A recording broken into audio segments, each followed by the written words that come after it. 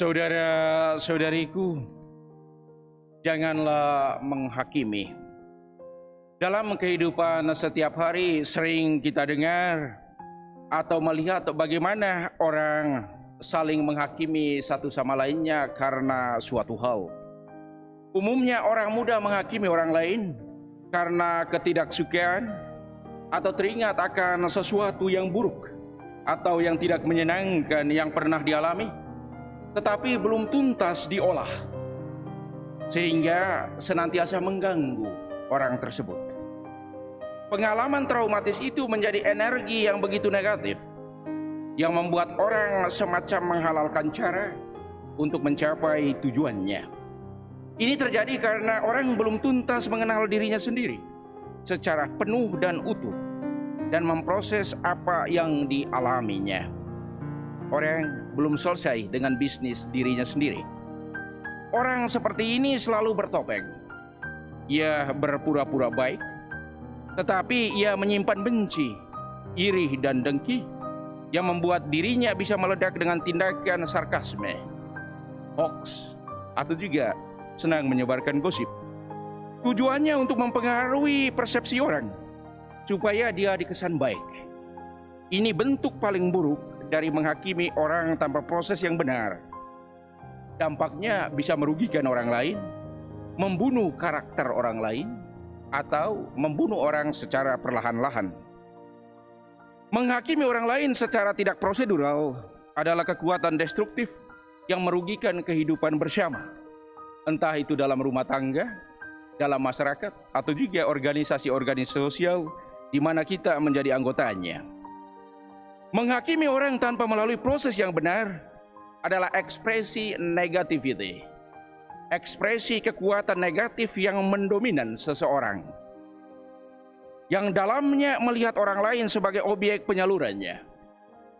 Tujuannya supaya dirinya dilihat sebagai yang benar dan yang baik, dan dengan itu dia mau mengelabui keburukannya sendiri dan dialihkan ke orang lain. Atau dia menginginkan agar orang lain sama-sama merasakan situasi buruknya. Ia hidup dalam sebuah kepalsuan, dan pasti sesudahnya akan dikejar oleh perasaan insecure atau perasaan ketidaknyamanan. Tindakan menghakimi orang lain yang non-prosedural itu bisa terjadi pertama dalam rumah tangga, antara suami dan istri, antara orang tua dan anak, antara mertua dan menantu. Kedua, terjadi di tempat kerja, antara atasan dan bawahan, antara sesama karyawan atau staf, atau antara majikan dan buruh. Bisa juga terjadi di organisasi atau lembaga, baik itu lembaga sosial maupun lembaga-lembaga pemerintah. Hari ini Santo Paulus mengingatkan kita bahwa Tuhan adalah satu-satunya hakim. Ia adalah hakim yang adil. Ia menghakimi segala tindakan kita serentak pada saat kita melakukannya. Kalau hal yang benar yang kita lakukan, berkatlah yang kita dapat. Wujudnya yakni damai dan sukacita. Kalau kita melakukan hal yang salah, maka kutuklah yang kita terima. Wujud konkretnya yakni hilangnya kedamaian dan sukacita dalam hidup, dan hilangnya rasa aman. Hukum atas setiap pelanggaran yang kita lakukan serentak terjadi pada saat kita melakukan hal itu. Itu tidak bisa ditunda.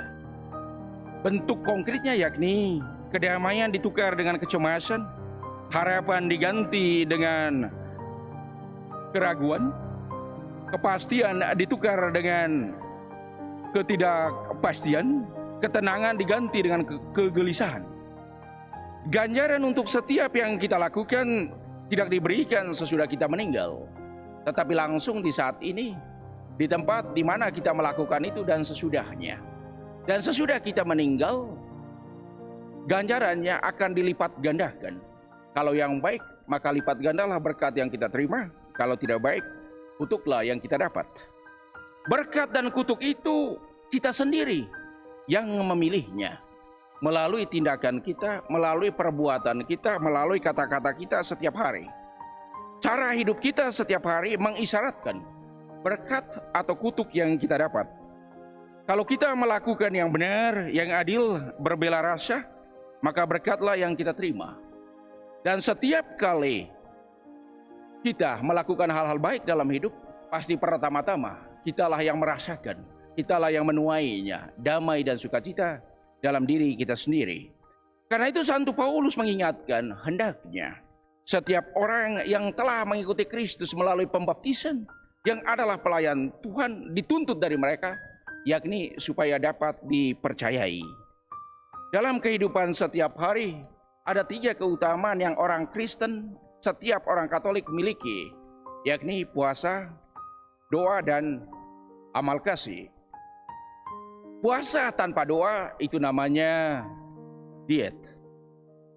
Puasa tanpa amal kasih itu namanya penghematan. Makanya ketiga hal ini harus dilakukan bersamaan. Ketiga hal ini saling melengkapi dan saling menguatkan, sehingga seseorang akan menjadi lebih religius, akan menjadi lebih spiritual dan lebih manusiawi dalam kehidupannya setiap hari. Pada hari ini kita dengar tentang perumpamaan jangan mengisi anggur baru ke dalam kantong tua, dan jangan menambal secari kain baru ke kain tua. Tersirat pesan ini supaya kita harus bijaksana. Kita diminta untuk bijaksana, karena itu kita perlu berubah. Pertama, Santo Paulus mengingatkan kita yang perlu diubah, yakni berubahlah budi kita untuk mengetahui mana yang benar, mana yang baik, mana kehendak Tuhan, dan mana yang sempurna.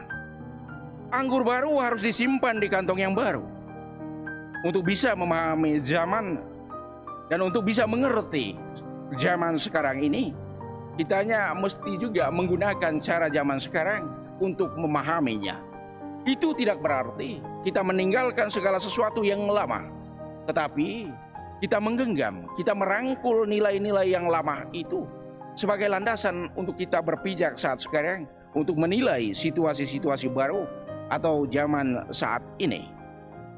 Saudara-saudari, sesudah kita diajak untuk berubah dan supaya makin bijaksana, kedua perumpamaan itu mengajak kita supaya ada perubahan orientasi dan prioritas. Secarik kain baru harus ditambalkan pada kain baru, dan secarik kain tua harus ditambalkan pada kain tua. Anggur tua harus disimpan di kantong tua, anggur baru harus disimpan di anggur baru. Dalam hidup mestinya kita punya prioritas dan juga punya orientasi yang jelas apa yang harus kita lakukan. Kalau kita mau orang lain untuk berubah, pertama-tama kita harus mengubah diri kita sendiri. Dan perubahan itu selalu datangnya dari dalam. Selalu datangnya dari inner power, kekuatan dari dalam diri kita sendiri. Karena itu saudara dan saudariku, semoga kita tidak menjadi orang yang suka menghakimi seperti ajakan Paulus pada malam ini. Dan juga semoga kita senantiasa dipenuhi dengan roh kebijaksanaan untuk senantiasa berubah, untuk merangkul hal-hal yang baik dalam kehidupan kita. Semoga hati Yesus yang amat kudus senantiasa menguatkan dan meneguhkan kita. Dan semoga penderitaannya di salib menguatkan dan membebaskan kita dalam kehidupan setiap hari untuk menjadi pengikutnya yang lebih setia lagi.